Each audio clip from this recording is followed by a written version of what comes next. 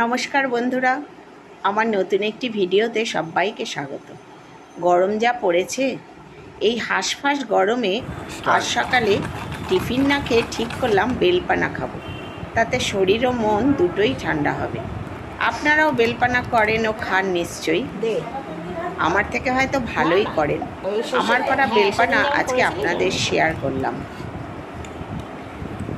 বাজার থেকে ভালো মানের পাকা বেল সংগ্রহ করে নিতে হবে। দেখে নেবেন যেন বেলটি খুব সুন্দরভাবে পাকা হয়। তারপর সেই বেল ফাটিয়ে তার ভেতরের অংশ আস্তে আস্তে করে সংগ্রহ করতে হবে। একটা চামচ দিয়ে ভেতরের সব নরম তুলতুলে অংশ বার করে নিতে হবে। এই কাজটি করতে হবে আপনাকে খুব সাবধানে, আলতো হাতে। এরপর এই অংশগুলোর মধ্যে বীজ থাকে, তা আলাদা করার জন্য আপনাকে একটি ফুটো পাত্রের ওপরে নিয়ে আলতো হাতে ঘষে ঘষে তা বীজ থেকে বার করে নরম তুলতুলে কাই আলাদা করতে হবে। এই কাজটি আপনি ভালোভাবে করতে পারলে দেখবেন ফুটো থালার নিচে আপনার জমা হবে খুব সুন্দর নরম থকথকে পাকা বেলের সুন্দর অংশ।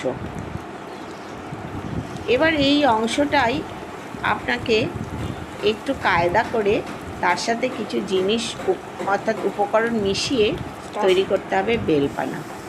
যেমন এর সাথে আপনি নিলেন একটু জল, পরিমাণ মতো আপনি যতটা পাতলা খাবেন সেই রকম ভেবে। সঙ্গে যোগ করলেন একটু চিনি, চিনিটা অবশ্যই নিজের স্বাদ মতো। তার সাথে দিতে হবে সামান্য একটু নুন, টেস্টটা ব্যালেন্স করার জন্য। আর আমি এর সাথে যোগ করি কিছুটা টক দই, যেটা সুস্বাদুও হয় এবং উপকারীও হয়।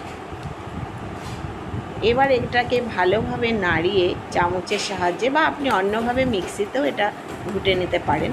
আমি চামচের সাহায্যেই ঘুটে খুব সুন্দরভাবে নেড়ে নেড়ে আস্তে আস্তে তৈরি করলাম এরকম সুন্দর বেলপানা। তৈরি হয়ে গেল সকালের এক অপূর্ব স্বাদের এবং স্বাস্থ্যকর পানীয় বেলপানা। যদি আপনাদেরও আমার ভিডিও ভালো লাগে তবে একটা লাইক দেবেন। নমস্কার।